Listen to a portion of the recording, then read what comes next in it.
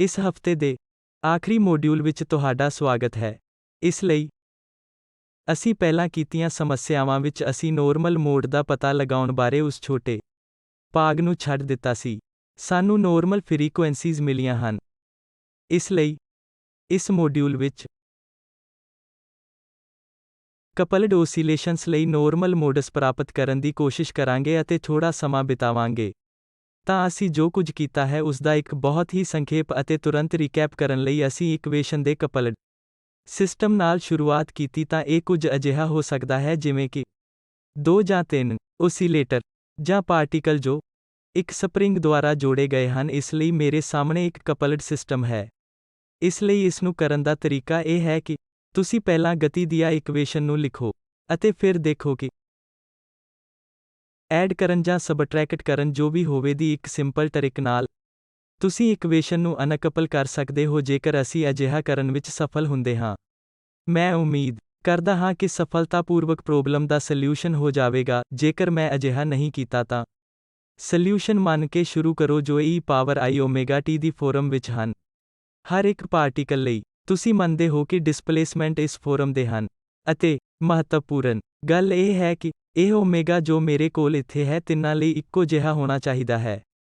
ਇਸ ਲਈ ਜੇਕਰ ਮੈਂ ਇਸ ਨੂੰ ਓਸੀਲੇਸ਼ਨ ਤੇ ਸੈਟ ਕਰਦਾ ਹਾਂ ਤਾਂ ਇਹ ਸਾਰੇ ਇਕੱਠੇ ਮੈਨੂੰ ਓਸੀਲੇਸ਼ਨ ਦੀ ਇੱਕ ਪੋਸੀਬਲ ਫ੍ਰੀਕੁਐਂਸੀ ਦਿਖਾਉਣ ਜਾ ਰਹੇ ਹਨ।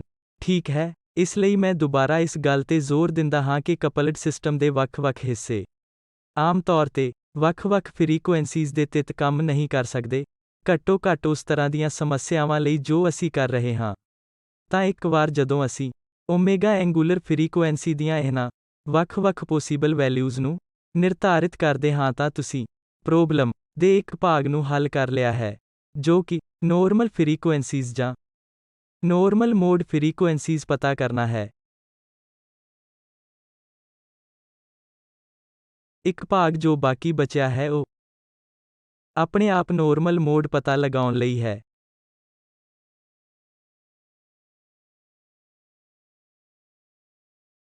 ਇਸ ਲਈ ਸਧਾਰਨ ਸ਼ਬਦਾਂ ਵਿੱਚ ਨੋਰਮਲ ਮੋਡ ਓਸੀਲੇਸ਼ਨ ਦਾ ਕਲੈਕਟਿਵ ਪੈਟਰਨ ਹਨ ਜੋ ਤੁਹਾਡੇ ਕਪਲਡ ਸਿਸਟਮ ਦੁਆਰਾ ਦਿਖਾਇਆ ਗਿਆ ਹੈ। ਤਾਂ ਜਦੋਂ ਸਾਡੇ ਕੋਲ ਇੱਕ ਕਪਲਡ ਸਿਸਟਮ ਹੁੰਦਾ ਹੈ ਇਹ 2 ਪਾਰਟੀਕਲਸ 3 ਪਾਰਟੀਕਲਸ ਇੱਕ ਵੱਡੀ ਸੰਖਿਆ ਵਿੱਚ ਸ਼ਾਇਦ ਆਮ ਤੌਰ ਤੇ n ਪਾਰਟੀਕਲਸ ਤੋਂ ਬਣਿਆ ਹੋ ਸਕਦਾ ਹੈ। ਇਸ ਲਈ ਜਦੋਂ ਤੁਸੀਂ ਇਸ ਤਰ੍ਹਾਂ ਦੀ ਕੋਈ ਚੀਜ਼ ਦੇਖਦੇ ਹੋ ਤਾਂ ਤੁਸੀਂ ਅਸਲ ਵਿੱਚ ਇਸ ਬਾਰੇ ਚਿੰਤਿਤ ਨਹੀਂ ਹੁੰਦੇ ਕਿ ਇੱਕ ਪਾਰਟੀਕਲ ਉੱਥੇ ਕੀ ਕਰ ਰਿਹਾ ਹੈ। ਤਾਂ ਤੁਸੀਂ ਇਸ ਬਾਰੇ ਸਵਾਲ ਪੁੱਛ ਰਹੇ ਹੋ, ਡਾਇਨਾਮਿਕਸ ਦੀ ਕਿਸਮ ਕੀ ਹੈ ਜੋ ਕਿ ਸਾਰੇ ਪਾਰਟੀਕਲਸ ਦੁਆਰਾ ਸਮੂਹਿਕ ਤੌਰ ਤੇ ਇਕੱਠੇ ਪ੍ਰਦਰਸ਼ਿਤ ਹੁੰਦਾ ਹੈ। ਇਸ ਲਈ ਅਸੀਂ ਸਮੂਹਿਕ ਓਸੀਲੇਸ਼ਨਸ ਵਿੱਚ ਰੁਚੀ ਰੱਖਦੇ ਹਾਂ। ਤਾਂ ਇਹ ਨੋਰਮਲ ਮੋਡ ਵੱਖੋ ਵੱਖਰੇ ਪੋਸੀਬਲ ਕਲੈਕਟਿਵ ਓਸੀਲੇਸ਼ਨਸ ਕਲੈਕਟਿਵ ਡਾਇਨਾਮਿਕਸ ਹਨ ਜੋ ਇੱਕ ਕਪਲਡ ਸਿਸਟਮ ਦੁਆਰਾ ਪ੍ਰਦਰਸ਼ਿਤ ਕੀਤੇ ਜਾ ਸਕਦੇ ਹਨ। ਇਸ ਲਈ ਹੁਣ ਨੋਰਮਲ ਮੋਡਸ ਪਤਾ ਲਗਾਉਣ ਦੇ ਪਾਰਟ ਵੱਲ ਜਾਂਦੇ ਹਾਂ। ਤਾਂ ਜੋ ਪਹਿਲੀ ਪ੍ਰੋਬਲਮ ਅਸੀਂ ਕੀਤੀ ਉਹ 2 ਪੈਂਡੂਲਾ ਦੀ ਇਹ ਪ੍ਰੋਬਲਮ ਸੀ ਅਤੇ ਉਹ ਇੰਡੀਪੈਂਡੈਂਟ ਪੈਂਡੂਲਾ ਸਨ। ਪਰ ਇੱਕ ਵਾਰ ਜਦੋਂ ਤੁਸੀਂ ਉਹਨਾਂ ਨੂੰ ਸਪਰਿੰਗ ਨਾਲ ਜੋੜਦੇ ਹੋ ਜਿਸ ਦਾ ਸਪਰਿੰਗ ਕੋਨਸਟੈਂਟ K ਹੁੰਦਾ ਹੈ ਤਾਂ ਉਹ ਇੱਕ ਕਪਲਡ ਸਿਸਟਮ ਬਣ ਜਾਂਦੇ ਹਨ। ਇਸ ਲਈ ਤੁਸੀਂ ਮੰਨਦੇ ਹੋ ਕਿ 2 ਬੱਲਬਾਂ ਦਾ ਪੁੰਜ ਇੱਕੋ ਜਿਹਾ ਹੈ ਅਤੇ A=m ਹੈ ਅਤੇ L ਹਰੇਕ ਪੈਂਡੂਲਮ ਦੇ ਸਟਰਿੰਗ ਦੀ ਲੰਬਾਈ ਹੈ ਅਤੇ ਇਹ ਦੋਵੇਂ ਪੈਂਡੂਲਮ ਲਈ ਬਰਾਬਰ ਹੈ। ਅਤੇ ਜੇਕਰ ਤੁਹਾਨੂੰ ਯਾਦ ਹੈ ਤਾਂ ਅਸੀਂ ਇਸ ਸਿਸਟਮ ਲਈ ਗਤੀ ਦੀ ਇਕੁਏਸ਼ਨਸ ਨੂੰ ਲਿਖਿਆ ਹੈ ਅਤੇ ਫਿਰ ਅਸੀਂ ਨਿਮਨਲਿਖਤ ਫਾਰਮ ਦਾ ਸੋਲਿਊਸ਼ਨ ਮੰਨਿਆ। ਅਸੀਂ ਕਿਹਾ ਕਿ ਇਸ ਲਈ ਅਸੀਂ ਉਹਨਾਂ ਵਿੱਚੋਂ ਇੱਕ ਨੂੰ x ਪੈਂਡੂਲਮ ਕਿਹਾ ਹੈ ਜਿਸ ਵਿੱਚ ਕੁਝ ਡਿਸਪਲੇਸਮੈਂਟ x ਹੈ ਅਤੇ ਦੂਜੇ ਨੂੰ ਅਸੀਂ y ਪੈਂਡੂਲਮ ਕਿਹਾ ਹੈ। ਅਸੀਂ ਇਸ ਨੂੰ y ਪੈਂਡੂਲਮ ਕਿਹਾ ਹੈ ਅਤੇ ਇਸ ਦਾ ਡਿਸਪਲੇਸਮੈਂਟ y ਹੈ। ਮੈਂ ਇਸ ਫਾਰਮ ਦਾ ਸੋਲਿਊਸ਼ਨ ਮੰਨਦਾ ਹਾਂ ਜੋ ਕਿ x ਆਫ t e⁻i⍵t ਹੈ ਅਤੇ y of t b e⁻i⍵t ਹੈ। ਇਸ ਲਈ ਤੁਸੀਂ ਇਸ ਨੂੰ ਗਤੀ ਦੀ ਇਕੁਏਸ਼ਨ ਵਿੱਚ ਸਬਸਟੀਟਿਊਟ ਕਰੋ ਅਤੇ ਅੰਤ ਵਿੱਚ a ਅਤੇ b ਦੇ ਕੋਐਫੀਸ਼ੀਐਂਟਸ ਦੇ ਰੂਪ ਵਿੱਚ ਸਭ ਕੁਝ ਲਿਖੋ ਅਤੇ ਤੁਸੀਂ ਇਸ ਤਰ੍ਹਾਂ ਦੀ ਇਕੁਏਸ਼ਨ ਪ੍ਰਾਪਤ ਕਰੋਗੇ ਜੋ ਮੇਰੇ ਕੋਲ ਇੱਥੇ ਹੈ। ਅਤੇ ਅਸੀਂ ਦੋ ਅਨਨੋਨਸ ਨੂੰ ਹੱਲ ਕਰਨਾ ਚਾਹੁੰਦੇ ਸੀ ਜੋ ਇਹਨਾਂ ਇਕੁਏਸ਼ਨਸ ਵਿੱਚ ਹਨ। ਦੋ ਅਨਨੋਨਸ A ਅਤੇ B ਹਨ।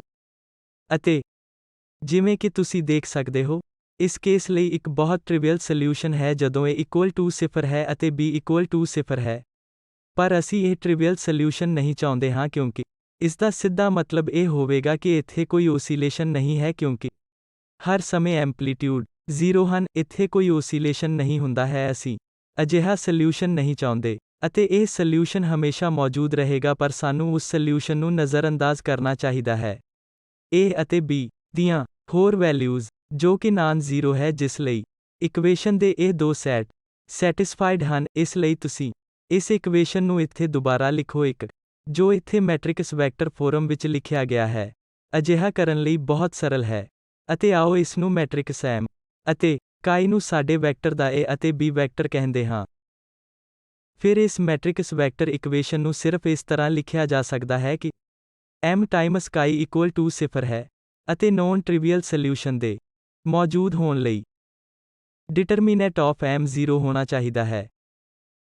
ਅਸੀਂ ਨੋਰਮਲ ਮੋਡ ਫ੍ਰੀਕੁਐਂਸੀਜ਼ ਦੀਆਂ ਵੈਲਿਊ ਪ੍ਰਾਪਤ ਕਰ ਸਕਦੇ ਸੀ ਅਤੇ ਇਸ ਪ੍ਰੋਬਲਮ ਲਈ ਜੇਕਰ ਤੁਹਾਨੂੰ ਸਪਸ਼ਟ ਤੌਰ ਤੇ ਯਾਦ ਹੈ ਕਿ ਅਸੀਂ ਦੋ ਪੋਸੀਬਲ ਫ੍ਰੀਕੁਐਂਸੀਜ਼ ਪ੍ਰਾਪਤ ਕੀਤੀਆਂ ਹਨ, ਇੱਕ ਓਮੇਗਾ 1 ਸਕੁਏਅਰ ਹੈ ਜੋ ਇਕੁਅਲ ਟੂ ਓਮੇਗਾ 0 ਸਕੁਏਅਰ ਹੈ ਅਤੇ ਦੂਜੀ ਫ੍ਰੀਕੁਐਂਸੀ ਓਮੇਗਾ 2 ਸਕੁਏਅਰ ਸੀ ਜੋ equal to omega 0 square plus 2 omega square ਹੈ। ਤਾਂ ਇਹ ਪੋਸੀਬਲ ਨੋਰਮਲ ਮੋਡ ਫ੍ਰੀਕੁਐਂਸੀ ਹਨ ਜਿਨ੍ਹਾਂ ਨੂੰ ਅਸੀਂ ਪ੍ਰਾਪਤ ਕੀਤਾ ਹੈ। ਅਸੀਂ ਪ੍ਰੋਬਲਮ ਦੇ ਇਸ ਹਿੱਸੇ ਨੂੰ ਪਹਿਲਾਂ ਹੀ ਹੱਲ ਕਰ ਲਿਆ ਹੈ। ਹੁਣ ਮੈਂ ਆਪਣੇ ਆਪ ਨੋਰਮਲ ਮੋਡ ਪਤਾ ਕਰਾਂਗਾ ਅਤੇ ਇਹਨਾਂ ਵਿੱਚੋਂ ਹਰ ਇੱਕ ਨੋਰਮਲ ਮੋਡ ਫ੍ਰੀਕੁਐਂਸੀ ਲਈ ਇੱਕ ਨੋਰਮਲ ਮੋਡ ਹੋਵੇਗਾ। ਇਸ ਦੇ ਅਨੁਸਾਰੀ ਉੱਥੇ ਨੋਰਮਲ ਮੋਡ ਹੋਵੇਗਾ। ਮੈਂ ਇਸ ਨੂੰ chi 1 ਕਹਾਂਗਾ ਅਤੇ ਓਮੇਗਾ 2 ਦੇ ਅਨੁਸਾਰੀ ਇੱਕ ਦੂਜਾ ਨੋਰਮਲ ਮੋਡ ਹੋਵੇਗਾ। ਮੈਂ ਇਸ ਨੂੰ chi 2 ਕਹਾਂਗਾ। ਤਾਂ ਆਓ ਓਮੇਗਾ 1 ਨਾਲ ਸ਼ੁਰੂ ਕਰੀਏ। ਅਸੀਂ ਇਸ ਨੂੰ ਆਪਣੀ ਮੈਟ੍ਰਿਕਸ ਵੈਕਟਰ ਇਕੁਏਸ਼ਨ ਵਿੱਚ ਸਬਸਟੀਟਿਊਟ ਕਰਾਂਗੇ। ਮੈਂ ਉਸ ਇਕੁਏਸ਼ਨ ਨੂੰ ਕਾਪੀ ਕੀਤਾ ਹੈ ਜੋ ਸਾਡੇ ਕੋਲ ਪਹਿਲਾਂ ਸੀ। ਹੁਣ ਮੈਨੂੰ ਇਸ ਵੈਲਿਊ ਲਈ ਸਬਸਟੀਟਿਊਟ ਕਰਨ ਦੀ ਲੋੜ ਹੈ। Omega square by omega 1 square. ਤਾਂ ਮੈਨੂੰ ਹੇਠਾਂ ਦਿੱਤੀ ਮੈਟ੍ਰਿਕਸ ਵੈਕਟਰ ਇਕੁਏਸ਼ਨ ਮਿਲੇਗੀ। ਹੁਣ ਮੈਨੂੰ ਇਸ ਨੂੰ A ਅਤੇ B ਲਈ ਹੱਲ ਕਰਨ ਦੀ ਲੋੜ ਹੈ।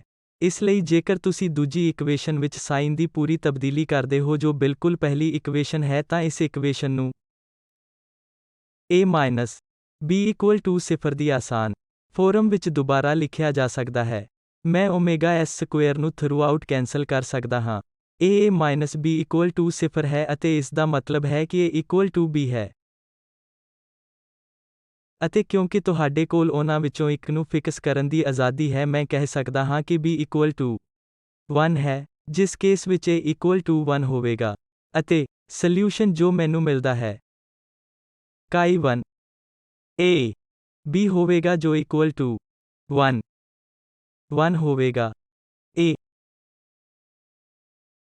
ਉਸ ਫ੍ਰੀਕੁਐਂਸੀ ਦੇ ਅਨੁਸਾਰੀ ਨੋਰਮਲ ਮੋਡ ਹੈ ਜੋ ਕਿ ਇਕੁਅਲ ਟੂ ਓਮੇਗਾ 0 ਸਕੁਏਅਰ ਹੈ।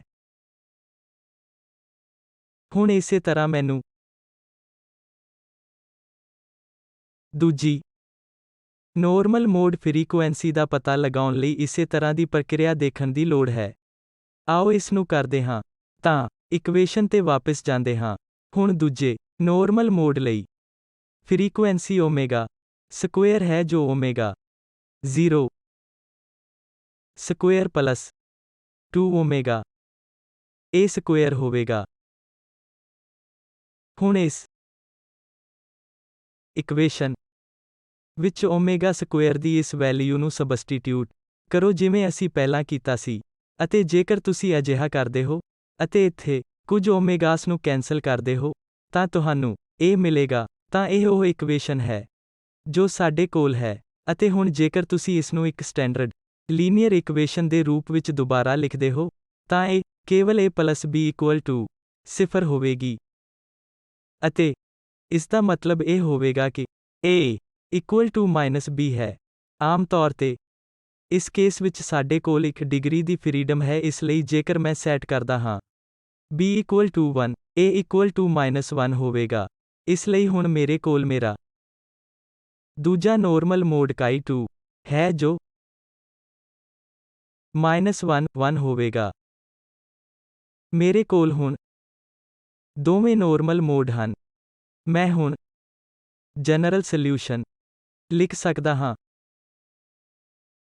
ਇਸ ਤੋਂ ਪਹਿਲਾਂ ਕਿ ਅਸੀਂ ਜਨਰਲ ਸੋਲਿਊਸ਼ਨ ਲਿਖੀਏ, ਆਓ ਨਤੀਜਿਆਂ ਦੇ ਫਿਜ਼ੀਕਲ ਕੰਟੈਂਟ ਨੂੰ ਦੇਖੀਏ ਜੋ ਸਾਡੇ ਕੋਲ ਹੈ। ਪਹਿਲਾ ਨੋਰਮਲ ਮੋਡ A ਵੈਕਟਰ 1, 1 ਹੈ। ਅਤੇ ਜੇਕਰ ਤੁਹਾਨੂੰ ਯਾਦ ਹੈ ਕਿ ਇਹ ਕਿੱਥੋਂ ਆਇਆ ਹੈ, ਇਹ ਰਿਜ਼ਲਟ ਤੋਂ ਆਇਆ ਹੈ ਕਿ A equal to B ਹੈ। A ਅਤੇ B ਐਂਪਲੀਟਿਊਡਸ ਹਨ। ਇਸ ਲਈ ਇੱਥੇ ਇਹ ਮੈਨੂੰ ਦੱਸ ਰਿਹਾ ਹੈ ਕਿ ਦੋ ਪੈਂਡੂਲਾ ਦੇ ਦੋ ਐਂਪਲੀਟਿਊਡ ਹਰ ਸਮੇਂ ਬਿਲਕੁਲ ਬਰਾਬਰ ਹੁੰਦੇ ਹਨ। ਇਸ ਲਈ ਫਿਜ਼ੀਕਲ ਪਿਕਚਰ ਇਹ ਹੈ ਕਿ ਉਹਨਾਂ ਦੀ ਡਿਸਪਲੇਸਮੈਂਟ ਬਿਲਕੁਲ ਇਸ ਤਰ੍ਹਾਂ ਹੈ। ਉਹ ਫੇਜ਼ ਵਿੱਚ ਹਨ। ਤਾਂ ਇਹ ਇਸ ਸਿਸਟਮ ਲਈ ਓਸੀਲੇਸ਼ਨ ਦੇ ਪੋਸੀਬਲ ਕਲੈਕਟਿਵ ਮੋਡ ਵਿੱਚੋਂ ਇੱਕ ਹੈ, ਇਸ ਲਈ ਉਹ ਇਕੱਠੇ ਜਾਂਦੇ ਹਨ। ਇਹ ਨੋਰਮਲ ਮੋਡ ਹੈ। ਦੂਜੇ ਪਾਸੇ ਜੇਕਰ ਤੁਸੀਂ ਸੈਕਿੰਡ ਫ੍ਰੀਕੁਐਂਸੀ ω2 ਸਕੁਏਅਰ ਦੀ ਵੈਲਿਊ ਦੇ ਅਨੁਸਾਰੀ ਦੂਜੇ ਨੋਰਮਲ ਮੋਡ chi2 ਨੂੰ ਵੇਖਦੇ ਹੋ ਤਾਂ ਇਹ ਮੈਨੂੰ ਦੱਸਦਾ ਹੈ ਕਿ A equal to -B ਹੈ ਜਾਂ B equal to -A ਹੈ। ਕਿਸੇ ਵੀ ਤਰੀਕੇ ਨਾਲ ਇਹ ਇੱਕੋ ਜਿਹਾ ਹੈ। ਤਾਂ ਇੱਥੇ ਇਹ ਮੈਨੂੰ ਦੱਸਦਾ ਹੈ ਕਿ ਇੱਕ ਡਿਸਪਲੇਸਮੈਂਟ ਦੂਜੇ ਦਾ ਨੈਗੇਟਿਵ ਹੈ ਅਤੇ ਮੈਗਨੀਟਿਊਡ ਵਿੱਚ ਬਰਾਬਰ ਹੈ, ਇਸ ਲਈ ਉਹ ਇਸ ਤਰ੍ਹਾਂ ਕਰਦੇ ਹਨ। ਤਾਂ ਉਹਨਾਂ ਵਿੱਚੋਂ ਦੋ ਪੈਂਡੂਲਾ ਇਸ ਮੋਡ ਵਿੱਚ ਓਸੀਲੇਟਿੰਗ ਹੋਣਗੇ ਜੋ ਦੂਜੇ ਮੋਡ ਦੇ ਅਨੁਰੂਪ ਹੁੰਦਾ ਹੈ। ਇਸ ਲਈ ਇੱਕ ਸਪਰਿੰਗ ਦੁਆਰਾ ਜੋੜਿਆ ਗਿਆ ਦੋ ਪੈਂਡੂਲਾ ਦਾ ਇਹ ਪੂਰਾ ਸਿਸਟਮ, ਉਹਨਾਂ ਕੋਲ ਸਿਰਫ ਦੋ ਨੋਰਮਲ ਮੋਡ ਹਨ, ਇੱਕ ਜਿੱਥੇ ਉਹ ਇਸ ਤਰ੍ਹਾਂ ਫੇਜ਼ ਵਿੱਚ ਹਨ ਅਤੇ ਦੂਜਾ ਜਿੱਥੇ ਇਸ ਤਰ੍ਹਾਂ ਫੇਜ਼ ਤੋਂ ਬਾਹਰ ਹਨ। ਅਤੇ ਹੁਣ ਆਮ ਤੌਰ ਤੇ ਇਸ ਸਿਸਟਮ ਦੇ ਕਿਸੇ ਵੀ ਪੋਸੀਬਲ ਓਸੀਲੇਸ਼ਨ ਨੂੰ x of t ਅਤੇ y of t ਇਹਨਾਂ ਦੋ ਮੋਡਸ ਦੇ ਲੀਨੀਅਰ ਸੁਪਰਪੋਜੀਸ਼ਨ ਵਜੋਂ ਲਿਖਿਆ ਜਾ ਸਕਦਾ ਹੈ। ਤਾਂ x ਅਤੇ y ਓਰੀਜਿਨਲ ਕੋਆਰਡੀਨੇਟ ਸਿਸਟਮ ਹਨ ਜਿਸ ਵਿੱਚ ਅਸੀਂ ਗਤੀ ਦੀ ਇਕੁਏਸ਼ਨਸ ਲਿਖਦੇ ਹਾਂ ਅਤੇ ਸਾਡੇ ਕੋਲ ਠੀਕ ਉਸੇ ਕੋਆਰਡੀਨੇਟ ਸਿਸਟਮ ਵਿੱਚ ਸੋਲਿਊਸ਼ਨ ਹੈ। ਇਸ ਲਈ ਇੱਥੇ ਇਹ ਸਾਰੀ ਚੀਜ਼ ਇੱਕ ਜਨਰਲ ਸਿਸਟਮ ਦਾ ਇੱਕ ਜਨਰਲ ਸੋਲਿਊਸ਼ਨ ਬਣਾਉਂਦੀ ਹੈ ਜਿੱਥੇ ਇਸ ਕਪਲਡ ਸਿਸਟਮ ਦੀ ਕਿਸੇ ਵੀ ਪੋਸੀਬਲ ਡਾਇਨਾਮਿਕਸ ਨੂੰ ਇਹਨਾਂ ਦੋ ਆਮ ਮੋਡਸ ਦੀ ਇੱਕ ਸੁਪਰਪੋਜੀਸ਼ਨ ਵਜੋਂ ਲਿਖਿਆ ਜਾ ਸਕਦਾ ਹੈ ਜੋ ਅਸੀਂ ਇੱਥੇ ਕੀਤਾ ਹੈ।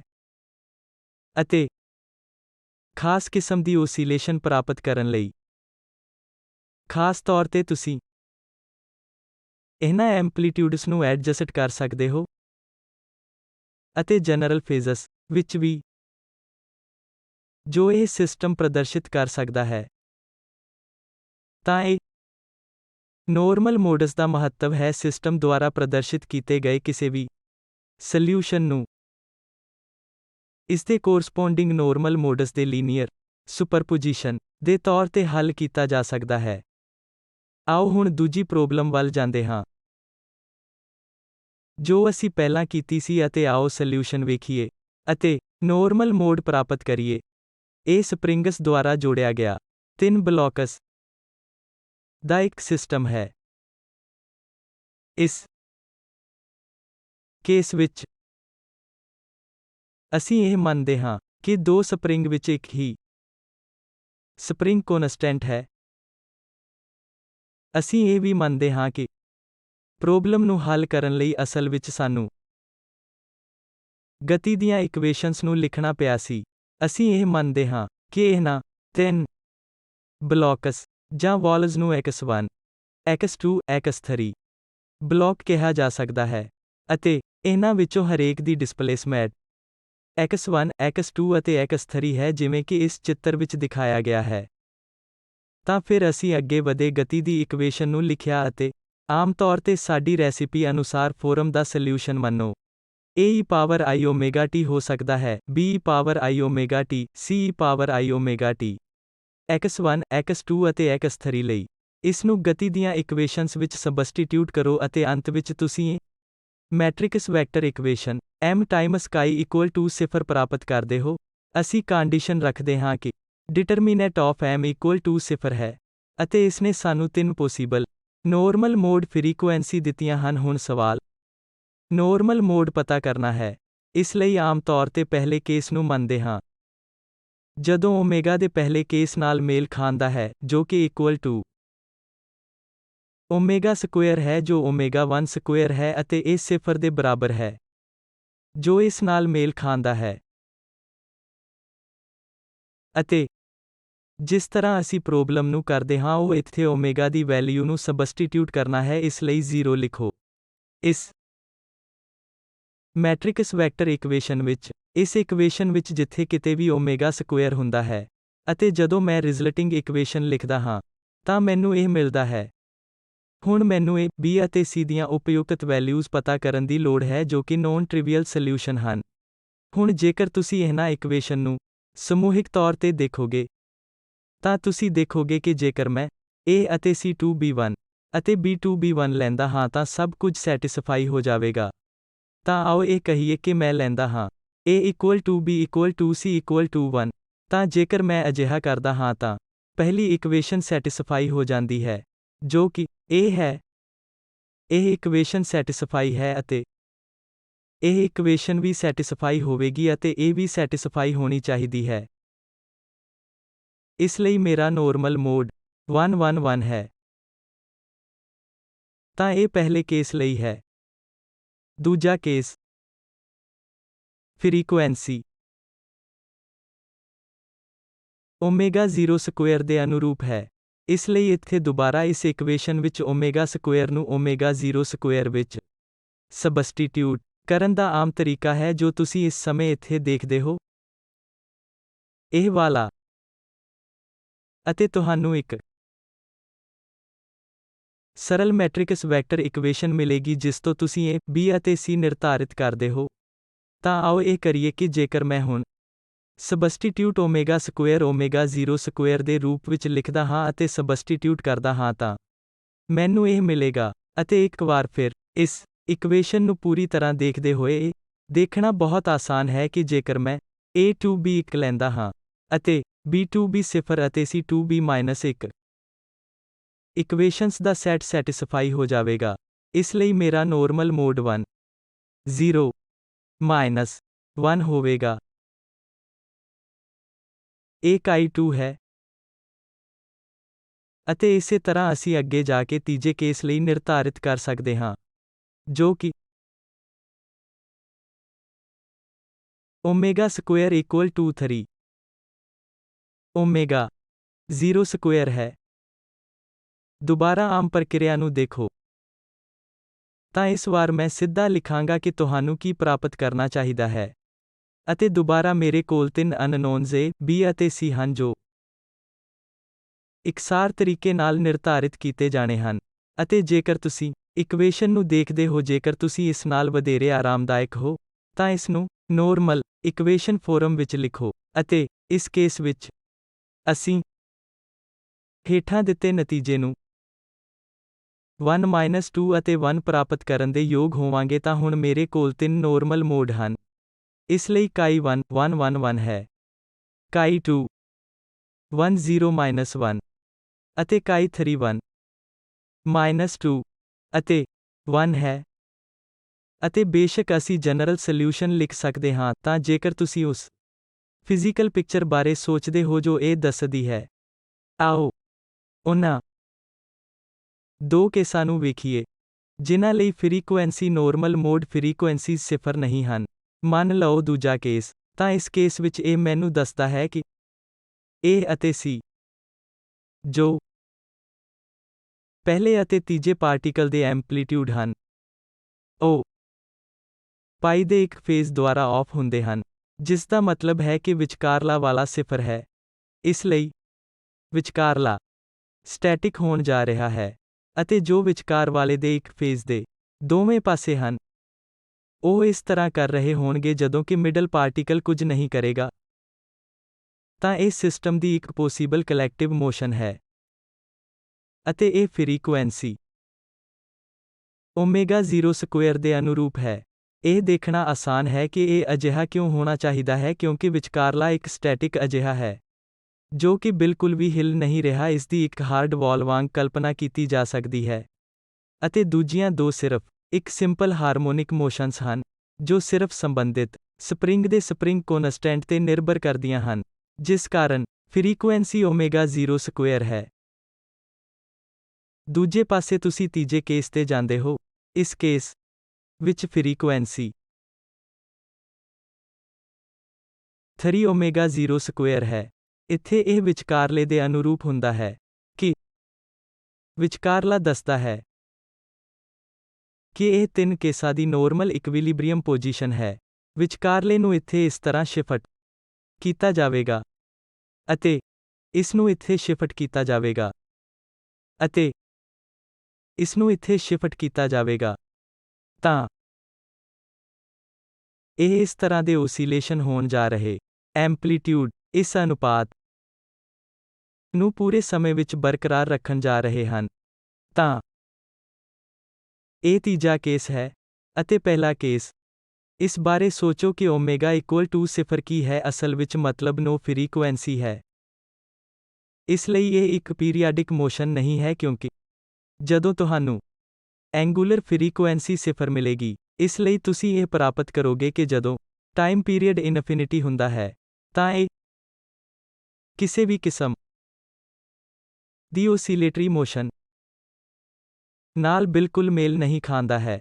ਹੁਣ ਇਹਨਾਂ ਤਿੰਨਾਂ ਕੇਸਾਂ ਦੇ ਇੱਕ ਲੀਨੀਅਰ ਸੁਪਰਪੋਜੀਸ਼ਨ ਦੇ ਰੂਪ ਵਿੱਚ ਜਨਰਲ ਸੋਲਿਊਸ਼ਨ ਨੂੰ ਲਿਖਣਾ ਸੰਭਵ ਹੈ। ਅਤੇ ਇਹ ਬਿਲਕੁਲ ਉਸੇ ਤਰ੍ਹਾਂ ਹੈ ਜਿਵੇਂ ਅਸੀਂ ਪਿਛਲੀ ਪ੍ਰੋਬਲਮ ਲਈ ਕੀਤਾ ਸੀ।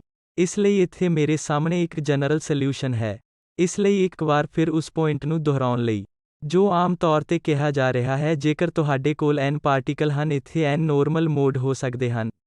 ਪਰ ਆਮ ਤੌਰ ਤੇ ਕੋਈ ਵੀ ਪੋਸੀਬਲ ਡਾਇਨਾਮਿਕਸ ਜੋ ਕਿ ਇੱਕ ਕਪਲਡ ਸਿਸਟਮ ਦੁਆਰਾ ਦਿਖਾਈ ਜਾਂਦੀ ਹੈ, ਇਹਨਾਂ ਨੋਰਮਲ ਮੋਡਸ ਦੀ ਇੱਕ ਸੁਪਰਪੋਜੀਸ਼ਨ ਵਜੋਂ ਲਿਖੀ ਜਾ ਸਕਦੀ ਹੈ, ਜਿਸ ਕਰਕੇ ਸਿਸਟਮ ਨੂੰ ਇਹਨਾਂ ਨਾਰਮਲ ਕੈਨੋਨੀਕਲ ਮੋਡਸ ਨੂੰ ਦਿਖਾਉਣ ਦੇ ਰੂਪ ਵਿੱਚ ਸੋਚਣਾ ਆਸਾਨ ਹੈ।